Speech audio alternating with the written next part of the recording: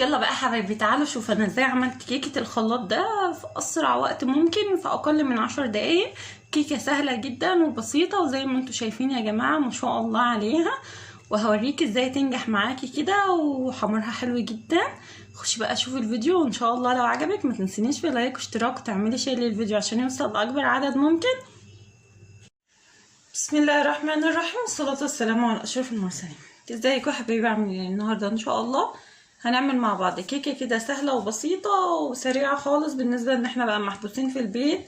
ويعني ايه الدنيا سبحان الله، ربنا المستعان يعدينا منها على خير. فياريت لو تعملي لاولادك حاجتك كلها في البيت. حاولي على قد ما تقدري ما تنزليش تشتري غير الضروريات بس، لو تقدري، وما تخرجوش كتير يا جماعه.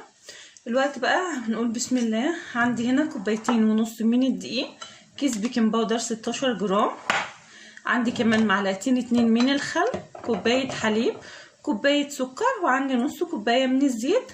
عندي 3 بيضات هنا يا جماعه، بس بالنسبه للبيض لو انت هتستعملي 3 يا ريت يكون حجمهم كبير، لو حجمهم صغير يبقى 4 بيضات. وعندي معلقه من الكاكاو. تمام. هنا على البيض حتى ربع معلقه من الفانيليا ورشه ملح. تمام. دلوقتي بقى كده هنقول بسم الله، وهجيب الخلاط، واول حاجه هعملها هنزل بالبيض والفانيليا والملح وكمان السكر. تمام كده بسم الله. وهنزل بالزيت، وهاخد كلات المقدار ده اضربه الاول وبعدين ارجع لك تاني. الوقت بقى حبايبي هنزل بكوبايه الحليب. تمام كده بسم الله، وهاخدها بردك وهضربها ضربه كويسه وبعدين ارجع لك. الوقت بقى يا حبايبي بعد ما خلصت هجيب الدقيق بتاعي. طبعا الدقيق انا نخله كويس يا جماعه، وهنزل عليه بقى بكيس بيكنج باودر، اي نوع انت بتفضلي تستعمليه، بس النوع اللي انا بستعمله ده بصراحه حلو جدا اهو. وهقلب ده كده كويس الاول. تمام. لو قدرتي تنخلي الدقيق مره واتنين وتلاته انخليه يا جماعه، مفيش اي مشكله خالص. وبعدين بقى هنزل بالخليط بتاعنا ده كده بسم الله، وهندوبه بقى حلو. اشتغلي بقى كده لغايه ما تدوبيه حلو، ايدك في اتجاه واحد. تمام اهو كده. لحظه بقى اجيب المضرب. الوقت بقى حبايبي كده بالمضرب خلي دايما ايدك وانت بتعملي الكيكه في اتجاه واحد. تمام. والكوبايه اللي هتعايري بيها السكر هي اللي هتعايري بيها الدقيق، هي اللي هتعايري بيها الحليب اهو يا حبايبي. كده هقعد اشتغل كده في اتجاه واحد، ايدك ما تروحش كده ولا كده. تمام. لغايه ما تدوبي السكر الخليط بتاعك ده كلته بالدقيق ويتدوب حلو جدا. تمام كده بالمنظر ده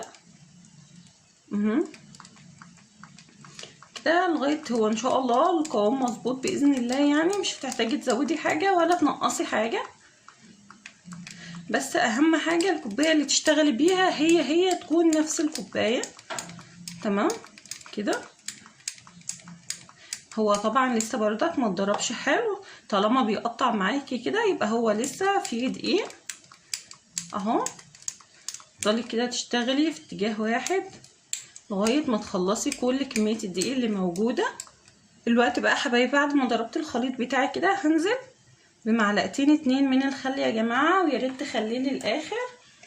الخل حلو جدا وهيظبط لك القوام، محسن كده طبيعي يا جماعه للكيك والقرص وكل حاجه. تمام اهو. وبردك هشتغل في نفس الاتجاه كده. تمام لغايه ما اخلص، واخليه كلته كده تتجانس مع بعضه. تمام بالمنظر ده كده. هو خلاص شايفين القوام بدأ يتظبط معايا وما بدأ ما يقطعش ازاي.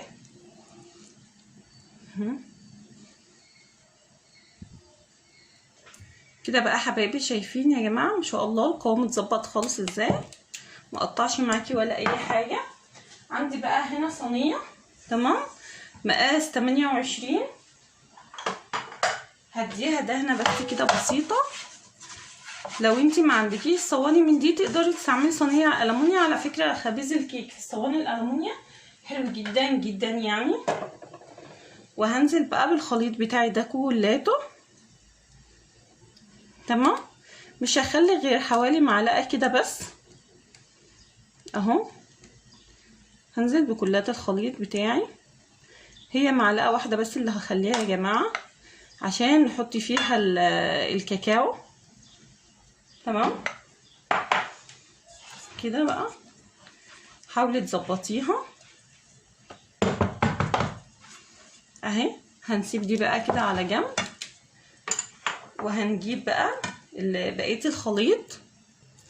دلوقتي بقى هننزل بمعلقه الكاكاو كده، بس يفضل ان انت تنخليها تمام عشان لو فيها اي حاجه مكلكعه ولا حاجه ما تبوظلكيش الدنيا، وياخد معاكي وقت. بس هي هتاخد معاكي وقت بقى على ما ترجعي تفكي الكلاكيع بتاع الكاكاو دي تاني. تمام